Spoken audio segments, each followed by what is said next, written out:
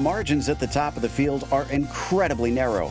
A tie for the lead and a single point back to third shows just how perfect every driver has had to be lately. Will a new track finally separate the great from the good? We'll find out soon as we get ready to watch round 3 of the absolute beginners league Formula Neagle, and you'll see it all live here on the Global SimRacing Channel. Hi, I'm Joe Peak, and with me in the booth is Robert O'Brien. Behind the scenes is our director, Ryan Bauer, and he's using cameras provided by Dougie Beard. The Hungaroring was a much requested circuit here on iRacing. Let's head to our track guide to see what it has to offer.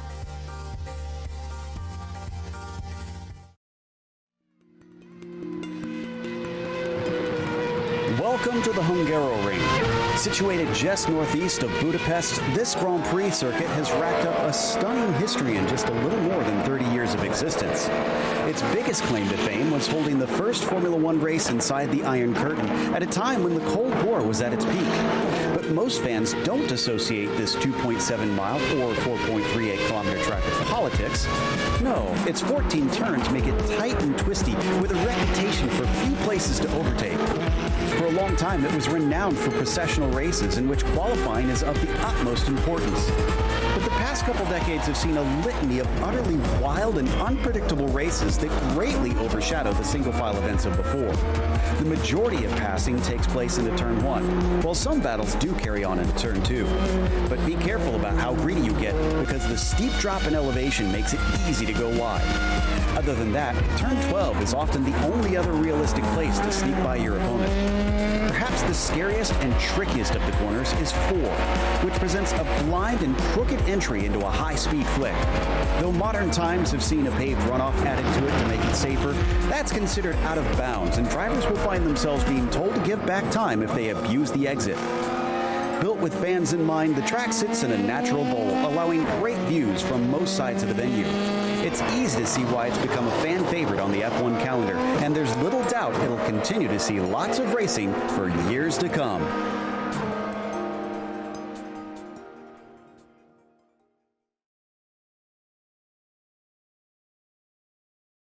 Well, Robert, it's a new track, but we haven't seen the skippies here on this channel yet here. So what are we looking at with these cars trying to tackle this Grand Prix course?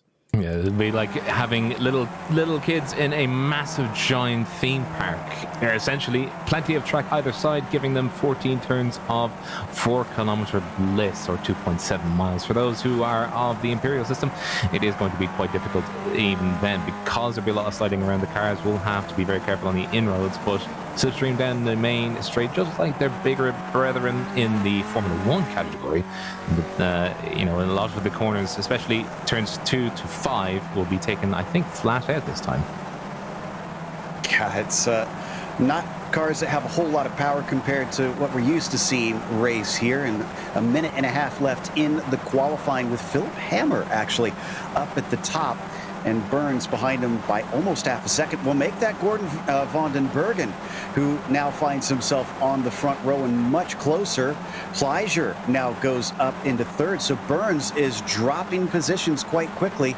It does take 2 minutes to get around here, but they will be able to finish their hot laps, Rob, so they've got to make the best of what is a short 10-minute session.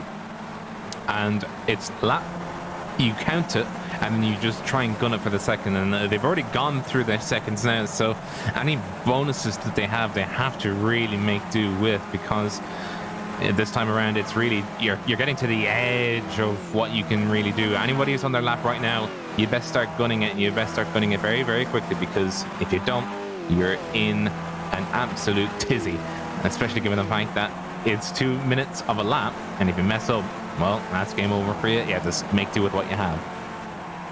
Absolutely, and the clock is now ticking down to 0. Who's going to be among our first to get the checkered flag? Well, it is David Burns on only his 4th time around.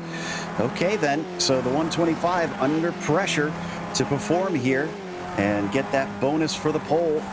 He's been slotted down on the outside of the second row, and as we watch them come through the chicane, a lot of drivers still out there. Checkered flag now waves officially. And our 4th place runner is around the final turn. David Burns coming to the line. Let's see if he can improve on the 2:03.1. He's about 0.8 off the pole. A 2:02.9. That's not going to be pole, but that will be third. Josh Brain just coming up right behind him. He's just crossed the line. He does not improve though, so he'll have... Oh no, he does improve, correction. He passes the car number 7 of Remco, so he'll be up into 4th position. But Remco will have a chance to fight back. The Empire Strikes Back as well, if you ever watch a movie we want to recommend this weekend. And then we coming around, if we have a few, we have Lorenzo Zingaretti. I know, my goodness, I think we just had somebody jump up in second. I think that was Giuseppe Tellini. It was indeed, but he's still almost 3/10 behind Hammer, who has been looking very quick today. Troy Banks not able to improve. Watching them cross the line, looks like Luden is going to go a little faster, but only up into 27th. It's Anzioso in the 71. Paolo, let's see. Yes, a 2:04.1. That'll get him up into 21st. Looks like Hammer doesn't take his last lap, as he's satisfied with that pole position and not seeing anybody close able to compete. And I think that is it. I think that's the last of our drivers able to set a time in this qualifying session. Big field out here today for what is looking like quite a popular track as a new addition, and Philip Hammer is able to take the pole away with Giuseppe Tellini behind by 3/10 there in second place. Gordon Von den Bergen will be P3 and Peter Galler in 4th. And it's David Burns starting P5. You've got Josh Brains starting in 6th and Remco Pleasure in P7. Manuel Lucetta all the way down in 8th, unusually low for him. Andrea Frusini will be starting 9th and Alexander Wilfert in 10th. Ludwig Sauer in 11th, and then followed by Thorsten Selfert in 11th, or 12th rather. 13th is going to be Just Yonk. 14th is going to be Jörg Matusinski. 15th is going to be Wojciech Putzek. And 16th is going to be Jeff Randall. Steve Dwyer in 17th, Lorenzo Zingaretti in 18th, Christopher Giros in 19th, and JT Koppinen in 20th. Now, we also do have another page, row 3. We have plenty of drivers out there, so they're going to have to be... We're going to have to be very, very careful. Now, in 20th is going to be JT Koppinen. In 21st is going to be Paolo Anzioso. 23rd is going to be Timmy Nylander.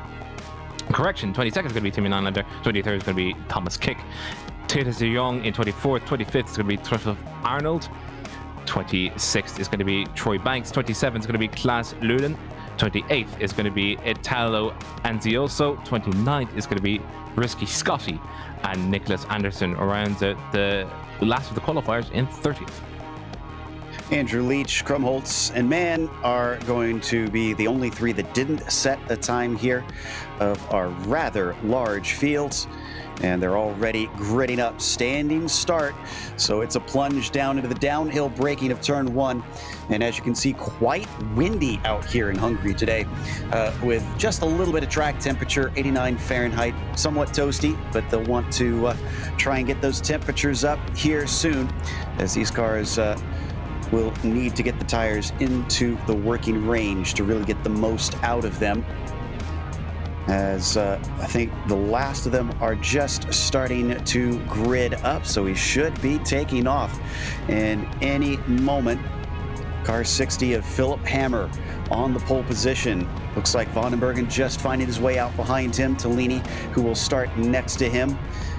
To his right-hand side. Will Hammer finds that outside line work, even though he does have the grip of the racing line there, the extra rubber down underneath him. He's not going to have the apex unless he's able to cut across with a good start here. Leach and Krumholtz making everybody wait along with Tellini here in these last few seconds for the grid. Hopefully we get Giuseppe out there on the grid itself. And there he finally places it, taking advantage of that front row start. About 7 seconds left. So the engines start to rev as the lights come up. And the green flag is out. Hammer looking at least decent off the line. Tellini immediately slots in behind him. But look at the start for Galler. He's up alongside the 50. of Vandenbergen. And, we got a great run with a slipstream from Tellini as well. He's going to be able to get inside of Hammer down into the first corner. A little bit of 3 wide behind them. Everybody trying to make sure they can work their way through. These are small cars compared to this wide track, and it looks like everyone's given space. Giuseppe Tellini absolutely making sure that he had his day to shine. As you can see there, he's to the right of Philip Hammer. Philip Hammer on the inside trying to stave off. Oh, as a swipe wide from Giuseppe hits the wheels as they come into turn 3, into 4, coming up the hill. They need to be very careful coming into 5, and they are absolutely going one at a time. And it's the wise decision because it skip means they try and go too wide. Look at that sliding they do. That's not going to be wise if they are trying to go side by side.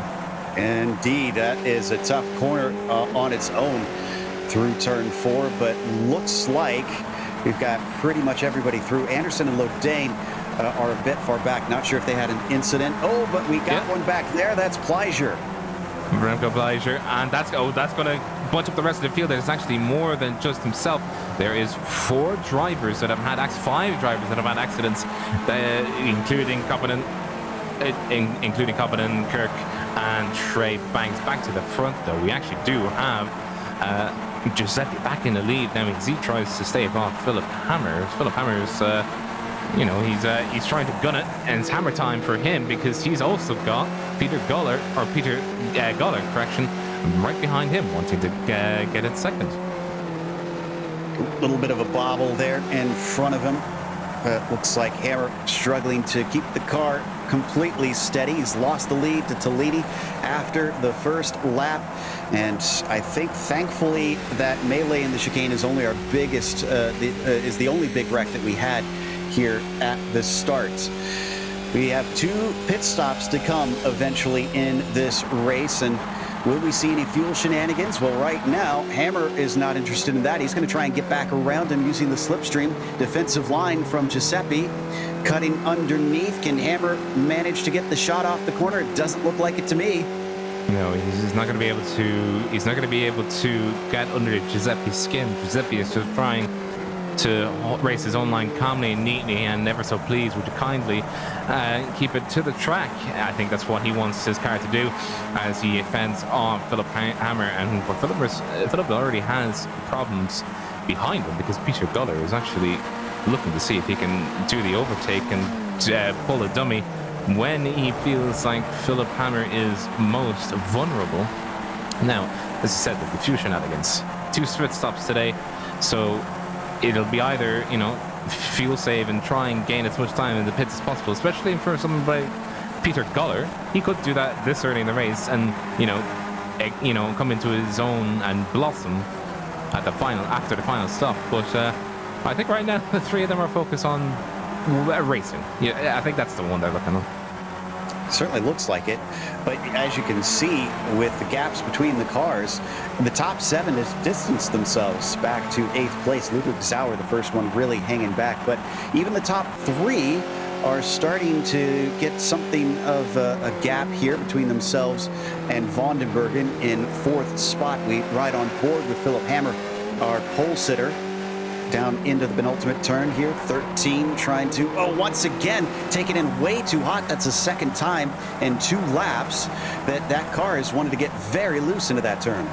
Skinny tires are not going to like you when you slide them. You can't be sliding these kinds of cars. Well, I mean, you can slide the cars because the car will naturally want to pitch towards where the front wheels are trying to go. But if you slide way too hard, it's the unfortunate, the slow sort of painful accident that you have. You just slowly come to a halt, you slowly go wide, and it'll take forever to get back online. You can just see, by the way, the gaps formed between 1st to 3rd and 4th to 7th. It is starting to form, and Vandenbergen is slowly falling backwards. Ooh, much better exit for Hammer this time through. You can see him managing to get alongside Tellini, but he's on the wrong side of the course there heading into turn 2. Back through 3. They get a little bit of a run here up to turn 5. 4 is in between it, but yeah, Hammer is going to back out even though he had a bit of momentum over the 27 car, but the 27 car is off. Can he catch it? And off course to try and avoid. Hammer is going to have to give up a spot as Goller is now going to get into second. I think Philip Hammer was screaming the entire time because he saw the car go off, and Giuseppe Tellini was probably also screaming, trying to keep the car on track. You can actually go and look back at that. We're just going to have a look at this. That was very, very close to being a massive accident. I think he's going to need a new tissue to wipe his brow, because I'm pretty sure he is sweating buckets in that car right now. I'm surprised he didn't get a slowdown penalty, because you can get one there on the outside of turn 4 using that paved runoff. Guess he got back on within enough time, and poor Philip Hammer, just with no place to go but to kind of escape into the grass, and that slowed him up. Goller into second. This is from Philip's perspective. He'd already backed out of it, trying to give himself some space. Yeah, you just see he was trying to avoid the fact that he had seen Giuseppe, having a tank slapper, and sure was trying to correct it and was trying to give him the space on the very outside, but he was also trying to get on the inside. So he was kind of stuck where he was because Peter Goller was there to try and capitalize on a mistake, and the mistake was that Philip Hammer was at the wrong place at the wrong time. Down to the first corner once again. No attacks from anybody in this group. All top 7 stay as they are. Oh, but it looks like Fusini in the 80 just blew the first corner, and he's going to give a spot back to Zauer down in 8th spot. We look at them now. That is Zauer in the blue and black machine. Yeah, Zauer is starting to recover from a bad start that he had. He is looking to see if he can join back towards Jonathan Bryan, who's 2.5 seconds ahead of him, but as we've seen, it's quite difficult when you have a car attached to you trying to battle for your position. And there's not to say that there's no cooperation between drivers, but I mean, when you're racing for a position, yeah, you kind of want to have the hand up at all times against anybody that's around you. You're not going to work together just for a few extra seconds. No, you want that position. You want it now. Well, they definitely want to be catching up to the top group as well. And Zauer probably going to be pushing as hard as he can, hoping that Fusini doesn't fight him too hard as we head back to Just Yonk. Multiple champions here within the top 10. Yonk in there, also Burns and Lucetta, but none of them leading this race. Tellini still is your front runner. And coming down into 12, one of the few other places where we could see some passes attempted, but still no one taking the risk in this group. We come back to our lead pack. Tellini ahead of Goller, ahead of Hammer. For your top 3, we check the view from the 60 once again. You just see Philip has the car, the 2 cars ahead of him now, Peter Goller and Tellini. It's kind of different from what he would want to, is either one or the other, or both behind him in his rearview mirrors, but not both ahead of him, as Peter Goller goes fastest lap with a 2:03.35. So I don't think Philip Hammer is going to have an easy time getting back to it. He'll have to pick this moment, and he'll have to do it with confidence and just try and make the pass. And what's worse is David Burns, he isn't slipping backwards anymore. He's holding consistently at 1.3 seconds. So if these guys do start battling, and we can see them now with Van der Bergen looking at the rear end of Mr. Burns. If Mr. Burns does get his stepping on and does make up, a tenth or here and there, he could make it.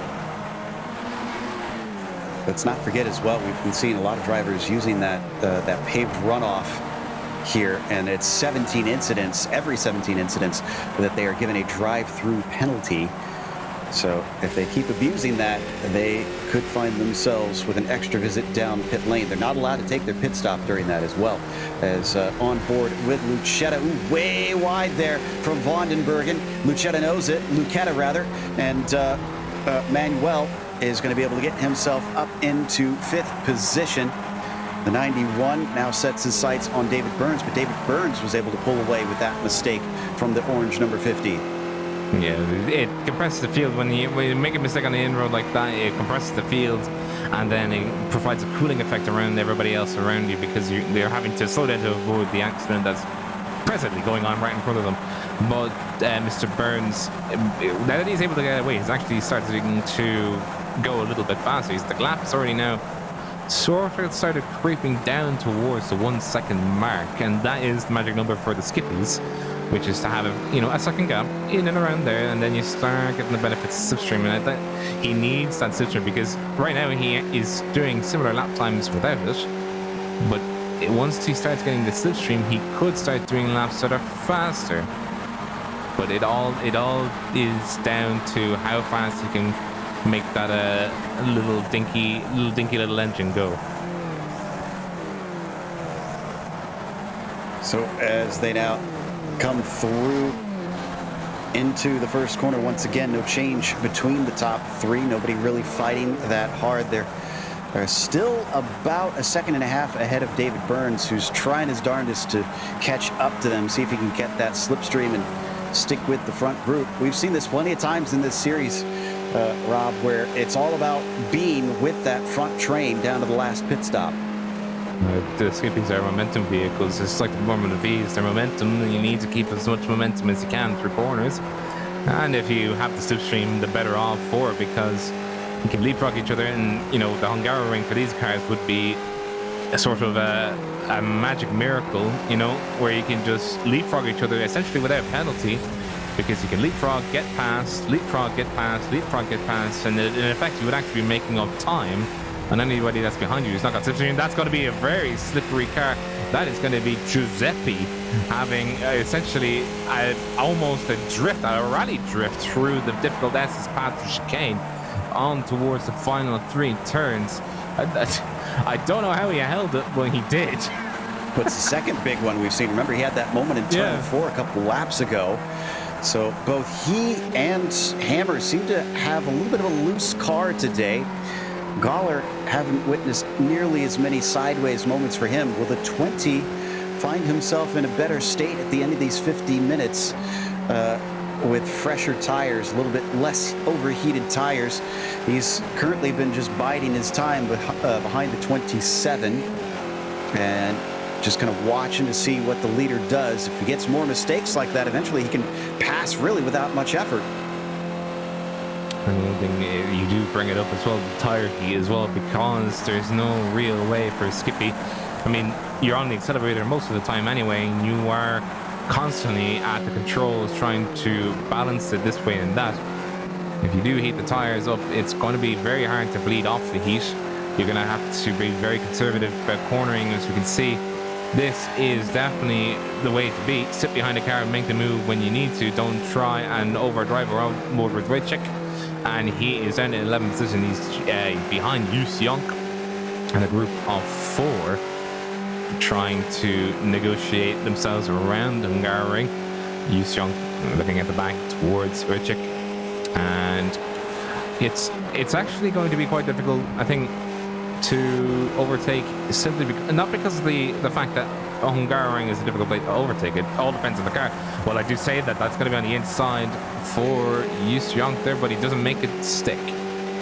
Wojciech thought about it, and then knew it might be a little risky at this stage, as he sports that infamous old Rothmans livery from the Williams days. And we come back to Philip Hammer here, who is one of our leaders, still sitting behind Zauer, still no change. Burns not able to gain on them either. 36 minutes left. We should see the first pit stops pretty soon, I would think. The first scheduled pit stops, rather.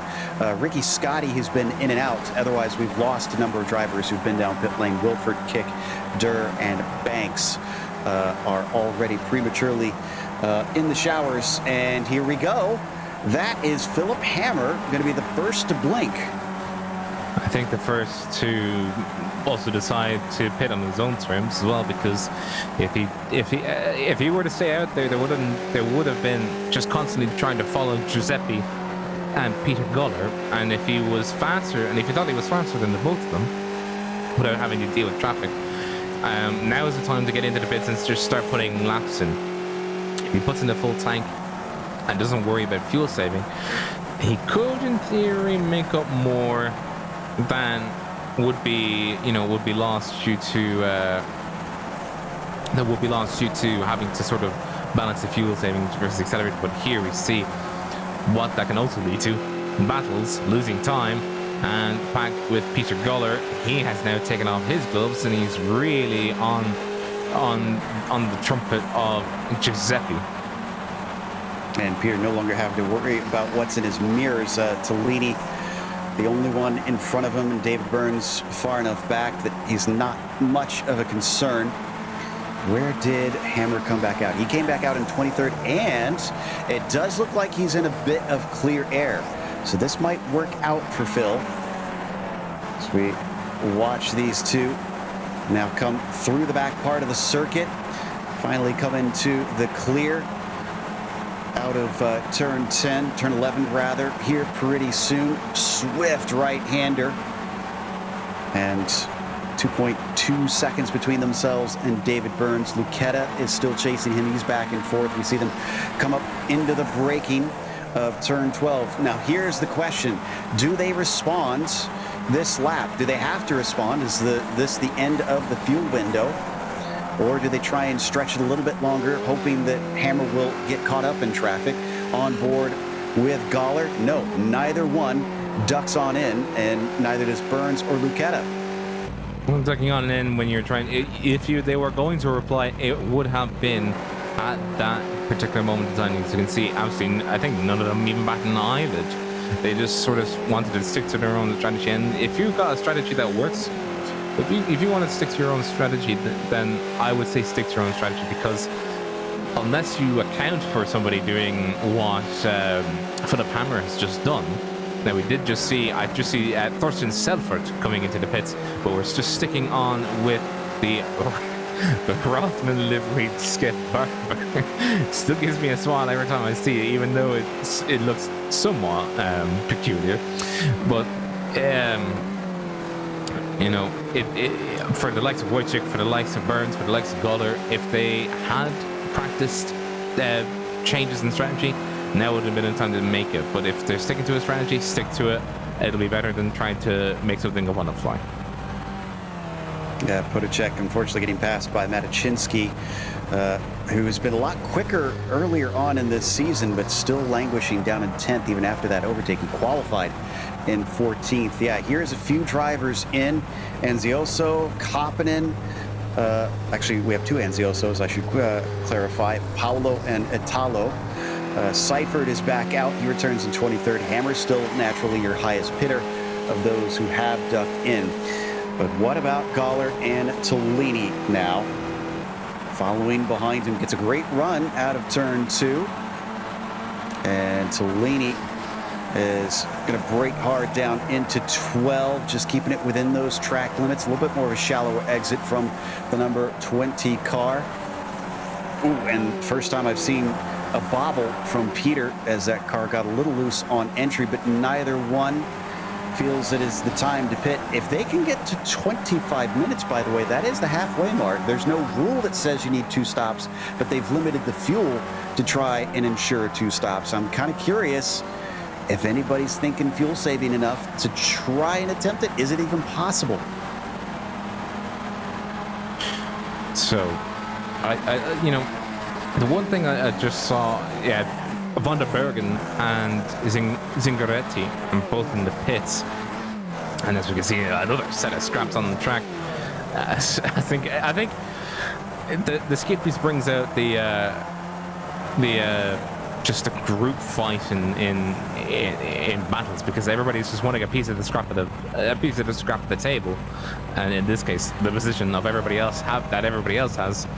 Now, we got a fight between Yonk and Zauer. Oh, looks like Zauer is going to get that one. That was for 7th position. It was a big run there from the 13, attempting to try and get that position away, as you see yet more drivers down pit lane. And a few of them having to come out side by side. That's going to certainly be interesting as they come into the first corner. That's Randall and Nylander. Nylander's the one who is able to take that spot. Ooh, and that's Tellini. We saw smoke. Tellini's blowing his engine. Tellini, and it's gone. It's completely gone. That's it. He's got no drive. He'll have to tow. That is one. This happened in a turn 4. I think he was downshifting into turn 5. So yeah, you're going to see it here if we stay on board. After the left-hander, listen to the car, and it'll just expire. I'm going to guess, based on the braking into that corner, he downshifted too much. Here it is. He might have also actually, if he had struck a bit of curbing, he might the underside of the car, maybe? Yeah, if in iRacing, if he struck the underside of the car and skipped the, oh, there, yeah, it's already gone. Yeah, he was going over those curbs pretty frequently. So yeah, that could be it as well. And unfortunately, that makes life a little annoying for those behind him. They're going to have to use a tear-off with all the oil and gunk that's getting sprayed on them. But this also kicks off our drivers who at the front finally taking the pit stops. Gawler is in. He was in competition with Philip Hammer as we watch Lucchetta finding his pit stall.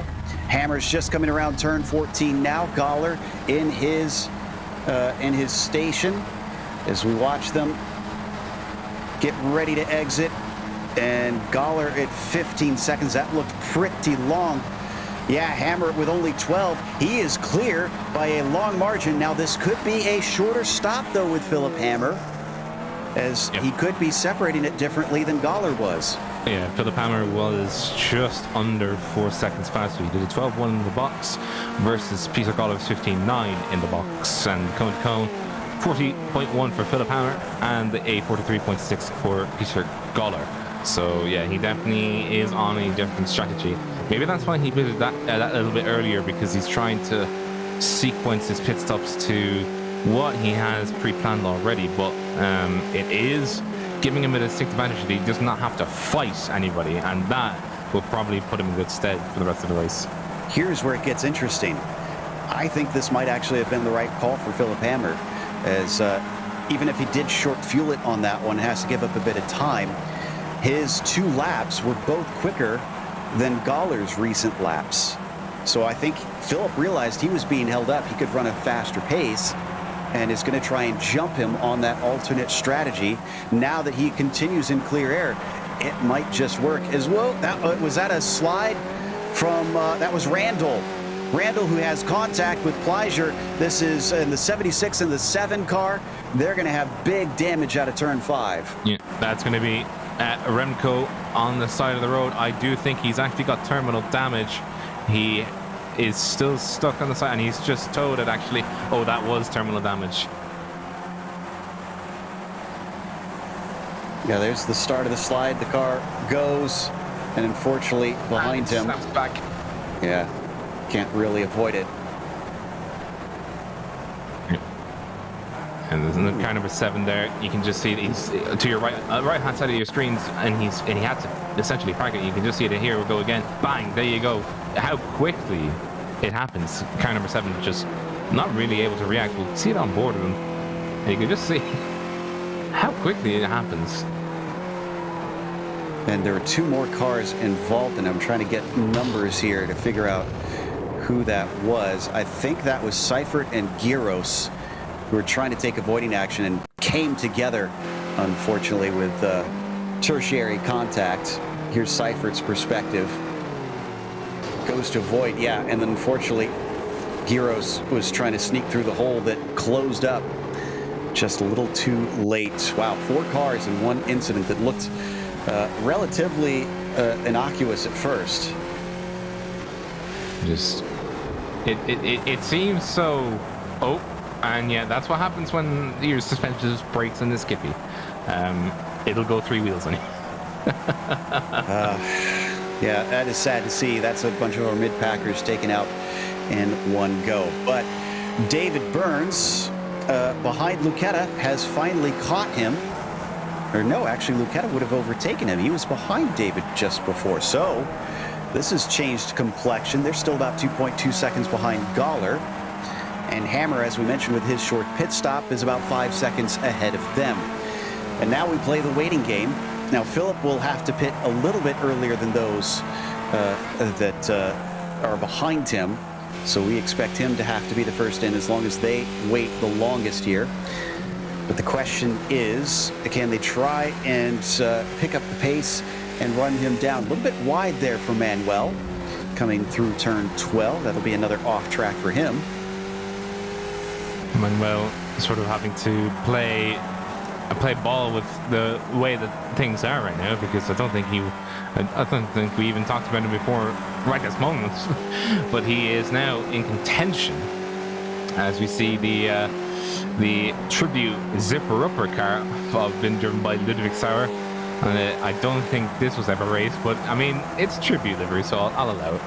But car number 14 sort of in the middle. Sorry, that's Manuel Cheta trying at the front there. He was just trying to overtake Burns coming in turn 1. He really did try and set it. He gave it up. He braked early and allowed Burns through. I think that he considers Burns the quicker car, because that would have cost him time there for him to brake as early as he did. Here you can see he's slipstreaming, but watch his car just suddenly pull to the side and slow early. Yeah, it could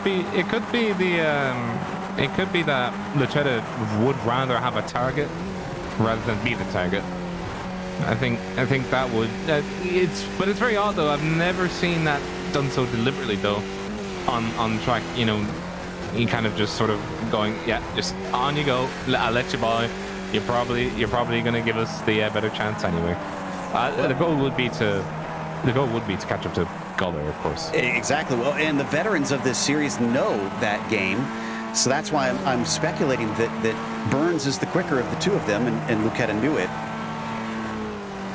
And look, he's distancing himself. It's about 0.6 of a second now. And this is where this is a dangerous game that Manuel played, is because he thought he could ride in the slipstream, but through the twisty bits, he seems to be losing ground. Loses too much more, he'll actually lose that draft. And the other thing that could be being played at here is fuel games are huge here in the Absolute Beginners League.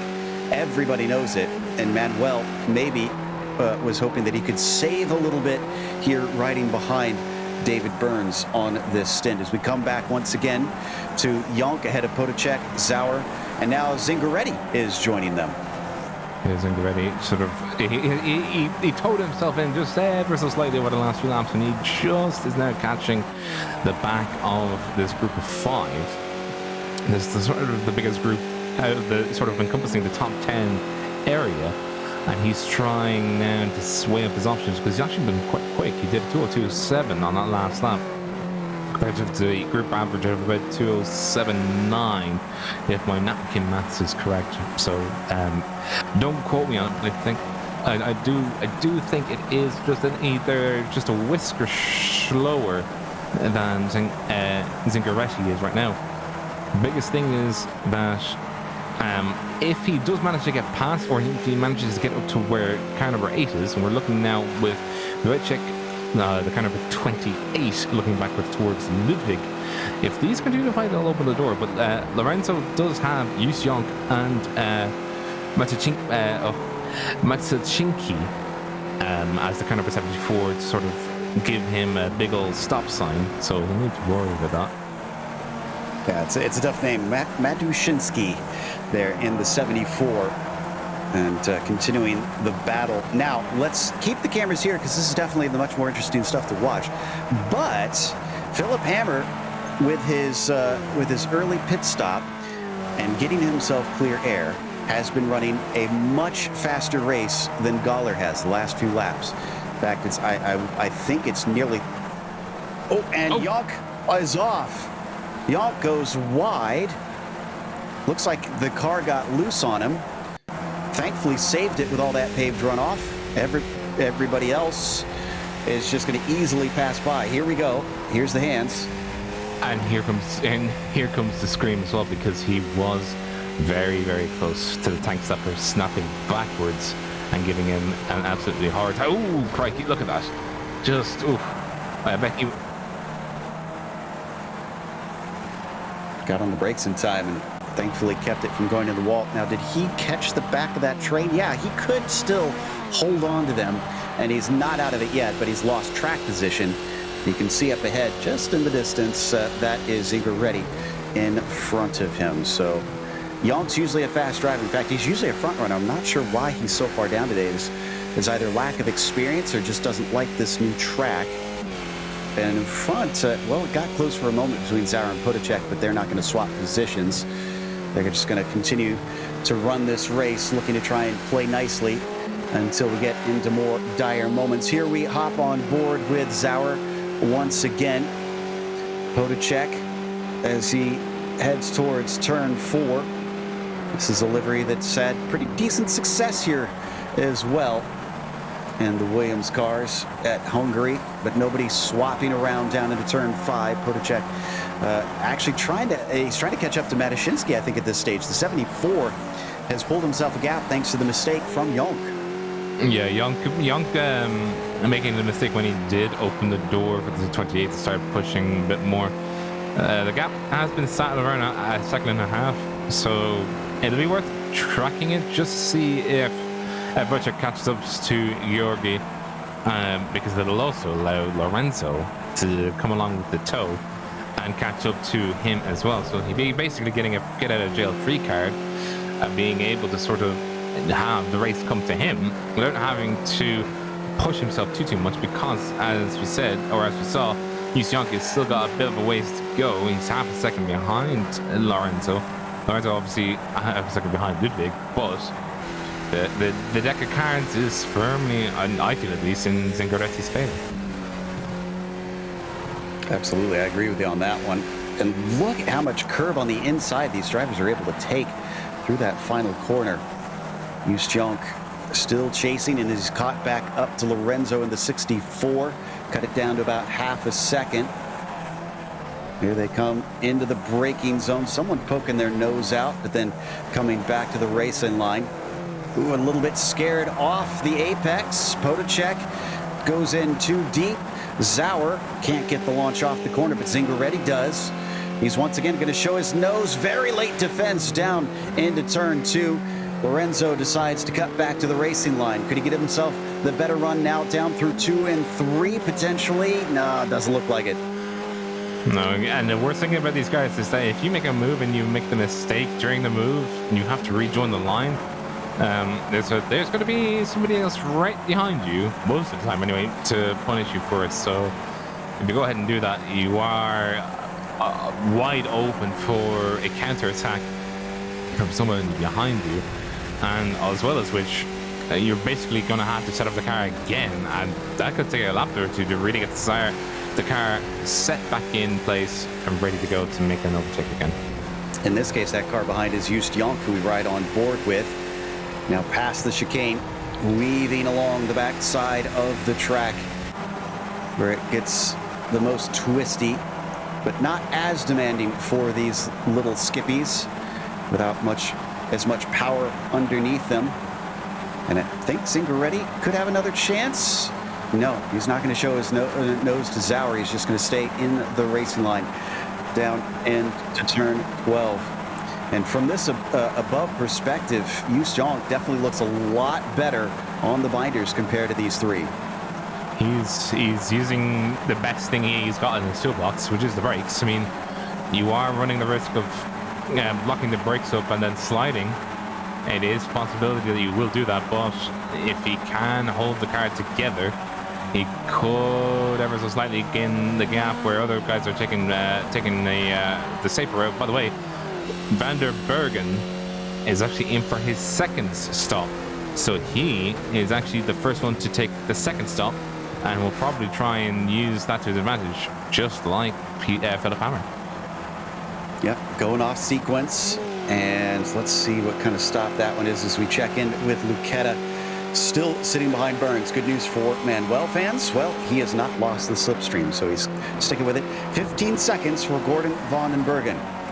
And is he out in clear air is the big question as we watch this fight continue here for the 3rd spot. There is on board with Van den Bergen.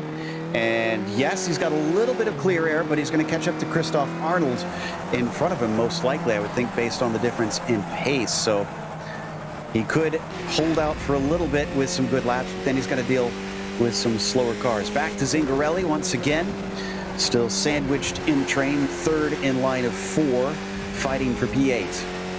Yeah, and he's stuck here because the move that he tried to make, and then it all got scuppered up. It sort of forced him to ride in the train of 4 that's really formed now, being led by Wojciech Podacek, as Ludwig Sauer sort of like the roadblock to him going into 8th. Any one move can make or break a race, and if he tries the same thing he tried again and makes the same kind of mistake he made again, I'm pretty sure Yonk will come and punish him for it and put him back down into 11th. Ooh, Hammer's in. Hammer has pitted.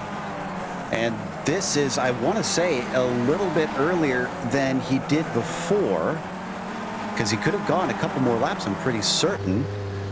But maybe this is where he feels now is the right time. Maybe he sees a gap to slot into back there if he's got a crew chief watching for that. Let's see what his pit stop time is this time. He continued to run very good laps compared to his rivals on the circuit. And another 13-second stop. Now, he had a short one last time. Interesting stuff.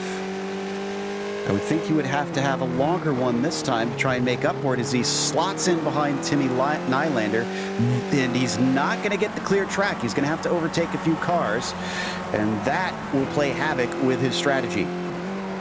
But also, as well as which, it depends on, we have to keep in mind, it could be that everybody did the longer stop the first time around and then has gone for a shorter stop this time around, whereas with Philip, he's gone for the earlier stop for the first one, the earlier stop for the second one, but the two stops in the box will add up to equal those who took the longer stop first and the shorter stop second. So the strategy cards are all up in the air right now. It's sort of like it's a show and tell as of right now. Yeah, the infamous Bills On would like to call it on this series the early peel, late reveal, and he's referred to it many a time, but we haven't seen it as much in this series lately. A lot of drivers trying to go as long as they can instead, just saving the fuel. Lucetta's been able to do that here, or at least we assume he has, sitting behind Burns. Neither of them ducking in this time, neither is Gawler. And we should be able to make it. Let's see, drivers got to about 28 minutes left last time, so we should see down to the final 6 minutes before we see drivers absolutely having to come in. Now, Philip Hammer, as we mentioned, came out behind Nylander. And this is a track that is notorious for being tough to pass, but Timmy sees the writing on the wall. He sees the one of the fastest drivers behind him and decides, let's just pit now because I don't want to really get involved in this. And he lets him go. But how much time was lost for the number 60? Next in line for him is, looks like Ricky Scotty, who's already taken his 2 stops, I'm pretty sure. Yeah. And should be able to be good to go to the finish.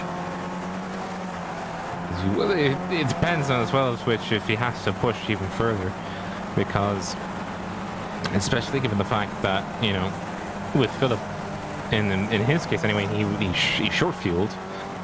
If everybody else around him has decided to take another 12-second stop, I'd have to ask, where is he getting the extra fuel from? Like, what air converter has he strapped to his car to get extra fuel? But as we can see, people coming out of pits now, they are slightly shorter pit stops, but I wouldn't have said that they're short enough to make up the difference that I would expect.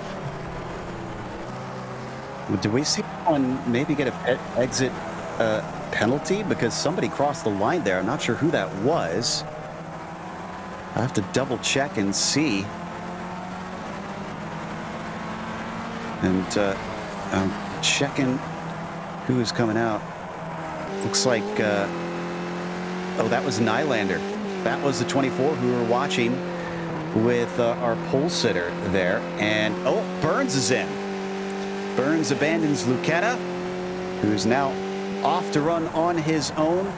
Gawler in as well, as looks like it's starting to kick off And this will give us a good idea of how it's going to sort out with Philip Hammer. Was he held up too much? He's already coming up to Ricky Scotty. Ricky Scotty on 3 stops, but he shouldn't be ahead of him on base. He should have to make one more, I would think.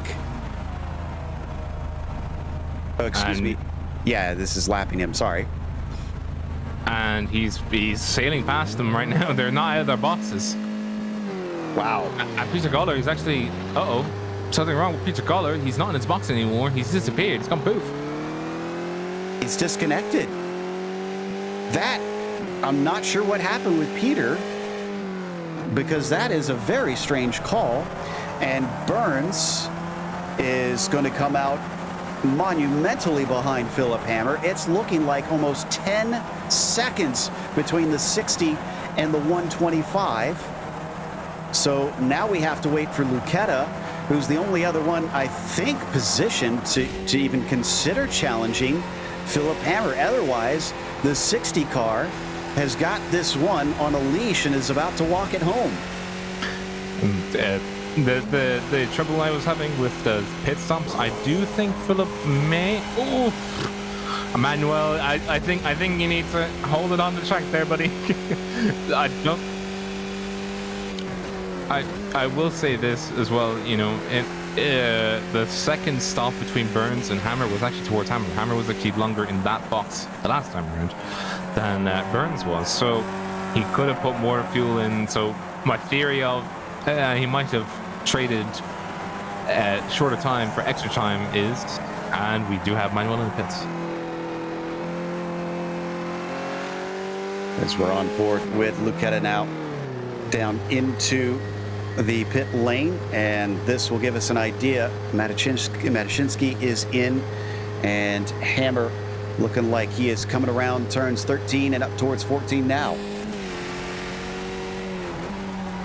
And I honestly, yeah, Philip Hammer is already on start finish straight. He's going to be sailing past Manuel Lucchetta and thanking him for keeping the track warm for his tires.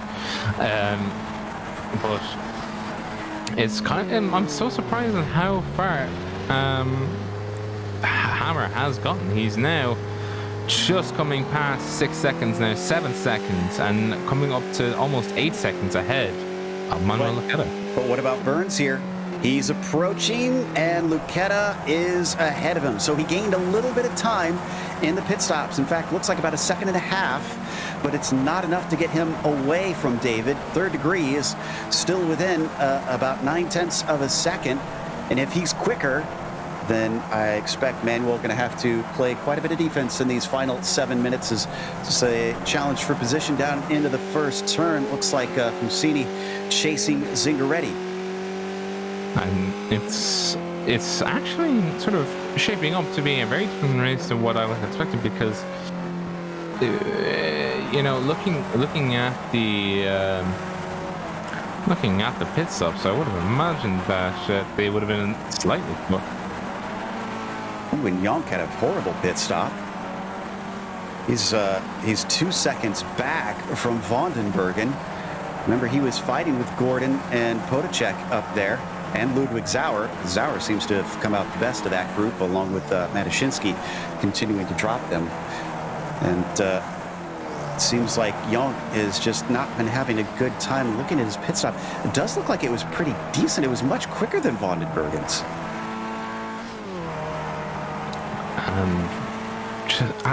I'm still trying to do the math, because Vandenbergen should have had the pit stop advantage, because he did. Maybe Yonk caught up to them and we're remembering wrong here. No, Yus had gotten back up to Zingaretti. Zingaretti was leading him rather than being the other way around. But of course, Zingaretti had quite a slow pit stop in the box itself. Yus Yonk then enabled the leapfrog, but I still can't figure out why Vandenbergen had an extra 5 seconds. Yonk had 3 seconds slower that last lap, if I'm seeing correctly. So yeah, okay. Gonna try and look back to see if there was some sort of incident. He must have had an off track, a spin.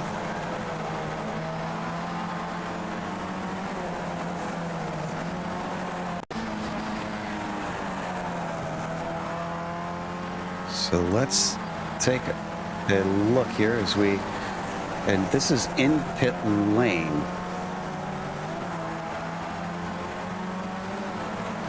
It sounds like we're hearing he had an incident into the first corner from the exit. Now, they don't really have to worry about cold tires all that much, although they will cool down a little bit. But just misjudged it. Let's see here. This manages to stay within the pit exit line. Not seeing anything through the first corner. This could be through second as well, because he had seen traffic ahead of him. But if he slid around here, which he hasn't. Huh. Okay. Well, very strange stuff. We'll have to unravel this mystery, because this is something I think showing for all three of us, and we're just not sure where this time is coming from, because it's not showing on the pit stops. Anyways, as Scooby-Doo investigates, Philip Hammer is still about 10.5 seconds ahead of Lucchetta, and Burns has now caught him, and that is it for that battle for the podium, because poor Josh Brain is about 8 seconds behind. I think the title for this Scooby-Doo episode would be Scooby-Doo and the Lost Time, because we're trying to figure out where this time has been lost, because he shouldn't have had such a bad outlet when he has, and he's dropped quite a bit back. We're here now, in the here and now, as we see Burns, instead of Lucchetta letting him by, Lucchetta is now stockily defending his post and not wanting Burns by. So I think it pays credence to your theory, Joe, which was, I think, Lucchetta would have rather played his cards to his chest and played very effectively when he felt he was confident. Now, here's where it gets interesting, because Burns, who is 16 points off the lead, Lucchetta 15 points off the lead coming into this race, are going to gain a little bit on our leader, because it's Just Yonk who was at the top of the points coming in the number 13 car, but he's all the way down in 9th, languishing, and has his mysterious incident. And with only 2.5 minutes left to go, there's little time to change this order unless somebody makes a mistake. It's Philip Hammer, who is a single point behind our tied leaders of Yonk and Matushinsky coming into this thing. So Philip Hammer is going to shoot far and away ahead from them. And these two are hoping to try and make up some positions to try and hold on to Philip Hammer a little bit, although he will gain some points on him. And Matushinsky, let's see, he's still down in 5th. So this jumbles up the points order after today's race if they finish as they are by some margin. But it is Philip Hammer who is getting ready for the white flag right now that is going to benefit far the most. You'll be hearing in his helmet, white flag, nice and smooth. And he's, well, I mean, he'll have to only go nice and smooth because he's got an 11-second gap behind him. Because, I mean, it's a speck of dust in the back of the car. It's essentially what is Manuel Lucchetta. But Burns is definitely not a speck, because Burns is filling up Lucchetta's mirrors constantly. He's ever so, look at him, he's just cleverly ever so slightly sitting off center to Lucchetta on either side. He was on the left and then he's slightly to the right, just making sure Lucchetta knows he's there. Mr. Burns is there, always watching, always waiting, and that front end nose cone looks like a throwback to the Jordans. The Jordans of the F1 era, but with a more angry, more mean-looking front end cone. I had actually asked him about that post-1 race, and he said no. So I thought the same thing. It looks very much like the old Jordans.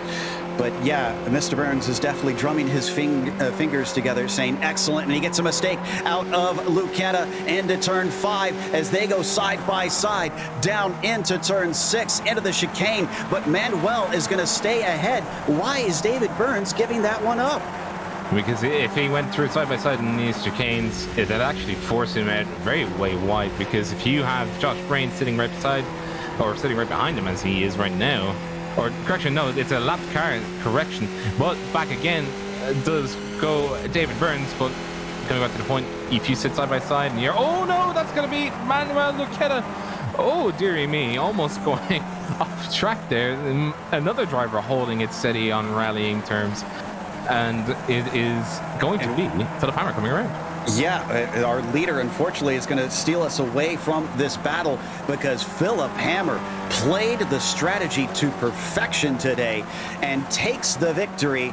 In fact, I believe his first of the season. Meanwhile, Lucchetta, still ahead of Burns, held him off coming through those last few turns, and Manuel will get some valuable points here with a second place. Burns just across the line by 2/10 behind him in a third, as Josh Brains all on his lonesome with fourth place. And then we got this fight here a little bit farther back, and I think, it was tight between Zauer, Hodacek, and Vandenbergen. They were separated by less than a second across the line. Yonk coming on in ninth, then Zingaretti running at the top 10. Fusanini, of course, we're in 11th, and then you have a bit of a big gap there. Jeff Randall sort of on his own. I think he's been on his own most of this race because of the accident in the middle of that group. And I think if you jump down, there's still actually battles going on. That's Christoph Arnold battling for 17th between himself and Timmy Nylander. And then just ahead of them, by the way, is Giuseppe. Poor Giuseppe. He had it. Oh, crikey. As that is Christoph almost running into the back of Timmy Nylander coming at the last corner, but he's not there. He's just not able to use the slipstream to get another position. And that is it for our battles on the track of what looks like 21 drivers on the lead lap. We are going to catch a quick break here on the Global SimRacing Channel. We'll come back with the unofficial results as well as driver interviews, so stick around.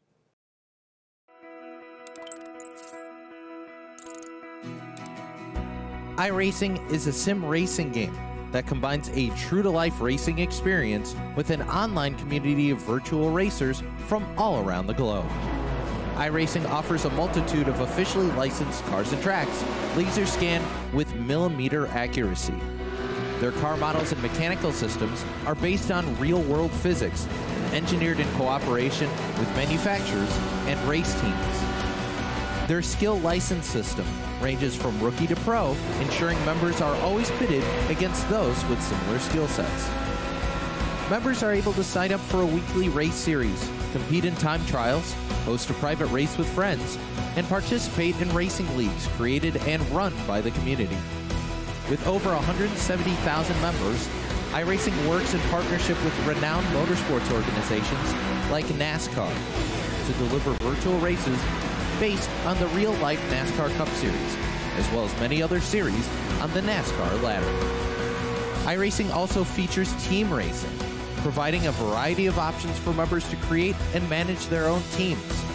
Race with friends or real-world teammates in full-length endurance events like the 24 Hours of Daytona, Spa 24, or the Bathurst 12 Hour. Additional partners include IMSA, World of Outlaws, Supercars, and IndyCar, allowing members to race in their very own Indianapolis 500, Bathurst 1000, Chili Bowl, and many more iconic events. This is iRacing, delivering the most authentic racing experience short of getting into a real race car. Sign up today at iRacing.com.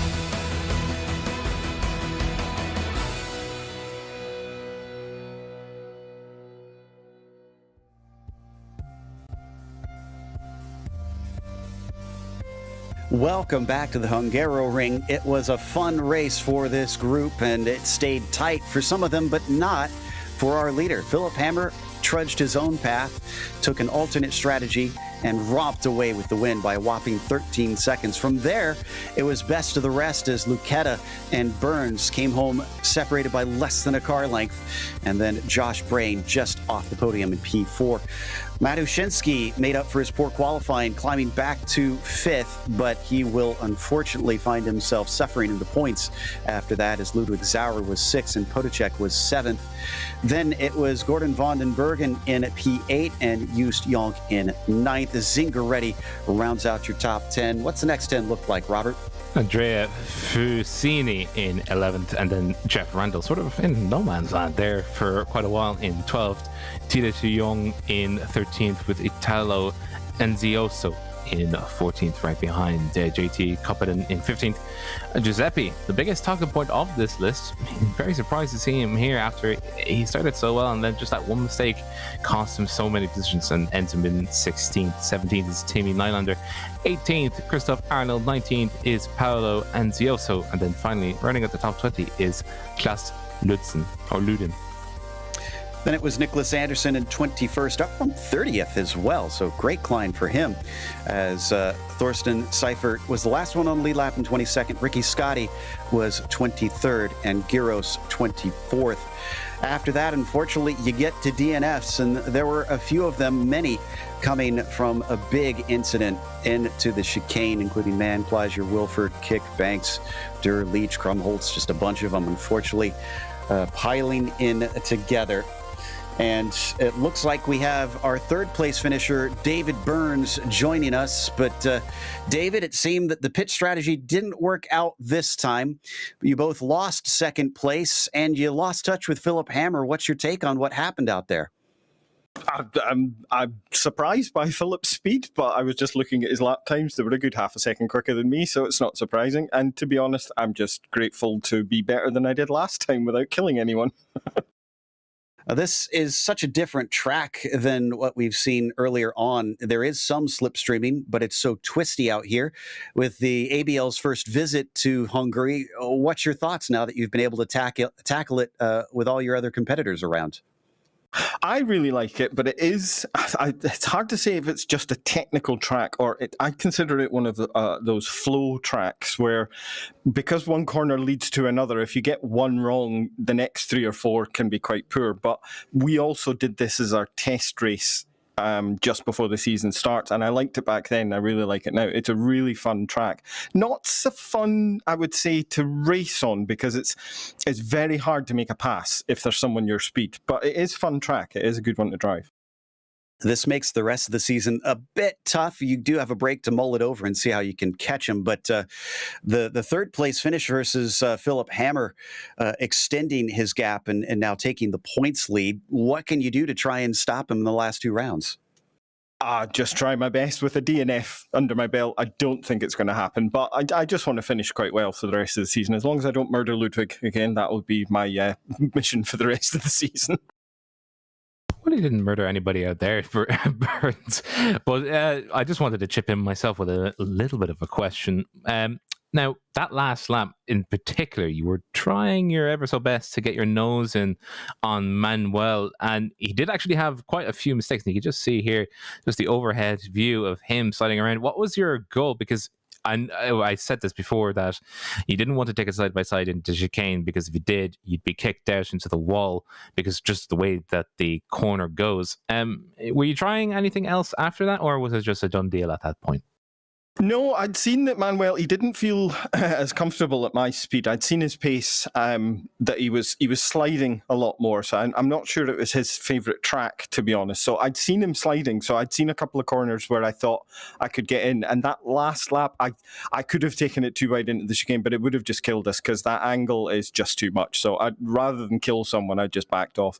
But I thought I could try it round the outside at the last corner, because it has a similar feel to... oh God, what's the track? There's another track where you can run around the outside there, but no, I couldn't carry the speed. Manuel's he's got a lot of pace, so it was a good fight though. Oh, yeah, well, I was certainly entertained. I don't know about you, Joe. I was as well. You still finished on the podium. Is there anybody you want to thank for getting to spray the champagne today? Just as always, everyone that makes the league as possible, and you guys for putting on the broadcast. Well, thank you very much. That was David Burns finishing third, and that's going to round out our interviews. Nobody else willing to come and chat after such a fun race out there. So we're going to close up with a big thank you to the Absolute Beginners League for bringing us back for another season of coverage, and a thank you to the companies that provide the software and hardware for our broadcast listed on your screen. Additional thanks to June Lalonde, who provides our wonderful music. Check out her Bandcamp for more great work. And thanks to the team today, Rob, Ryan, and Dougie. You can find more info about GSRC at globalsimracingchannel.com or through our social media listed here on the screen. Check out our merchandise store at simracingmerch.com/GSRC, where there's a link in the description below. And don't forget to subscribe to the YouTube channel so you don't miss a moment. Next round is going to be at the Red Bull Ring. That'll be Sunday, November 21st at 2 p.m. Eastern. So we got a bit of a break here for a while. We also have upcoming races for other series listed on the screen. So check those out and mark them down on your calendar. Up next, we have the majors doing the SCCA runoffs at Road Atlanta, kicking off at 8 p.m. Eastern with a couple of awesome cars to witness. Until next time, though, race clean, race hard, and we'll see you on the track.